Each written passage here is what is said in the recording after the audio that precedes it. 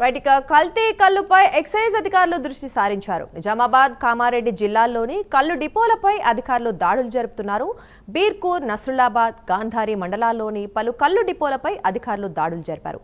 కల్తీ కల్లును తయారు చేస్తోన్న, విక్రయిస్తోన్న 7గురిపై పోలీసులు కేసులు నమోదు చేశారు. 3 నిందితులను అదుపులోకి తీసుకోగా మరో 4 పరారీలో ఉన్నారు. అలాగే కామారెడ్డి జిల్లాలో 27 మందిపై పోలీసులు కేసులు నమోదు చేసి 3ని అదుపులోకి తీసుకున్నారు. ఇటీవల కామారెడ్డిలో కల్తీ కల్లు తాగి సుమారు 92 మంది అస్వస్థతకు గురయ్యారు. వారిలో 65 మంది డిశ్చార్జ్ అయ్యారు.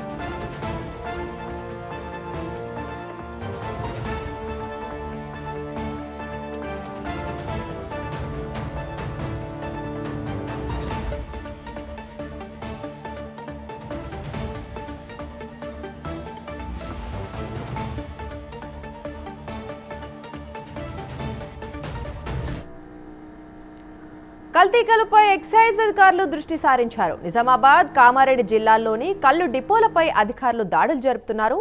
బీర్కూర్, నస్రుల్లాబాద్, గాంధారి మండలాల్లోని పలు కల్లు డిపోలపై అధికారులు దాడులు జరిపారు. కల్తీ కల్లును తయారు చేస్తోన్న, విక్రయిస్తోన్న 7గురిపై పోలీసులు కేసులు నమోదు చేశారు. 3 నిందితులను అదుపులోకి తీసుకోగా మరో 4 పరారీలో ఉన్నారు. అలాగే కామారెడ్డి జిల్లాలో 27 మందిపై పోలీసులు కేసులు నమోదు చేసి 3ని అదుపులోకి తీసుకున్నారు. ఇటీవల కామారెడ్డిలో కల్తీ కల్లు తాగి సుమారు 92 మంది అస్వస్థతకు గురయ్యారు. వారిలో 65 మంది డిశ్చార్జ్ అయ్యారు. ఇక ఈ విషయం గురించి మరింత సమాచారం మా కరెస్పాండెంట్ రాజేష్ అందిస్తారు. చెప్పండి రాజేష్.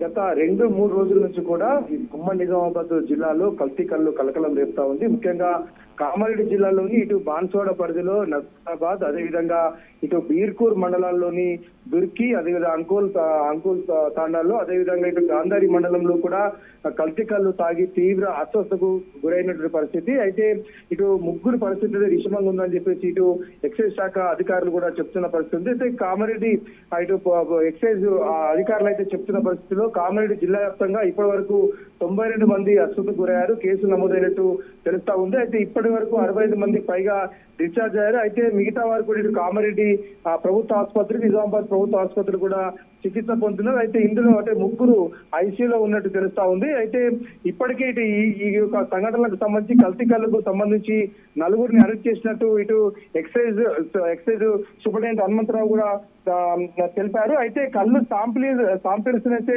సేకరించి ఎఫ్ఎస్ఎల్ కు పంపించామని చెప్పేసి వాళ్ళు చెప్తున్న పరిస్థితి. అయితే నేషనల్ డ్రగ్ యాక్ట్ కింద 27 మంది పైన కూడా కేసులు నమోదు చేశారు. అయితే బాన్స్వాడ పరిధిలో 18 టీఎఫ్టీలు, అదేవిధంగా ఎల్లారెడ్డి పరిధిలో ఒక టీఎఫ్టీ లైసెన్స్ కూడా రద్దు చేసినట్టు ఇటు అధికారులు చెప్తున్న పరిస్థితి. అయితే మొత్తం 4 వ్యక్తులను అయితే అరెస్ట్ చేశారు.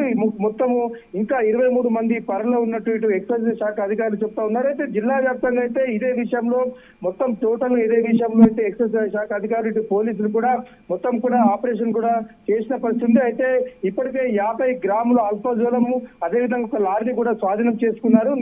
1125 లీటర్ల కళ్ళు కూడా ధ్వంసం చేసిన పరిస్థితి ఉంది. అయితే ఓవరాల్ గా చూసుకుంటే ఉమ్మడి నిజామాబాద్ జిల్లా వ్యాప్తంగా ఇప్పటివరకు అయితే 92 మంది అస్వస్థతకు గురైన పరిస్థితి. 65 మందిని అయితే డిశ్చార్జ్ చేశారు. మరో 27 3 అయితే మహిళలు ఇటు ఆసుపత్రిలో చికిత్స పొందుతున్న పరిస్థితి. అయితే ఈ యొక్క కల్తీ కల్లు ఘటనలో ఇప్పటివరకు అయితే 27 మంది పైన కేసులు నమోదు చేశారు. 4గురిని అరెస్ట్ చేసిన పరిస్థితి. మిగతా వారు త్వరలో ఉన్నట్టు అధికారులు చెప్తా ఉన్నారు. దుర్గా.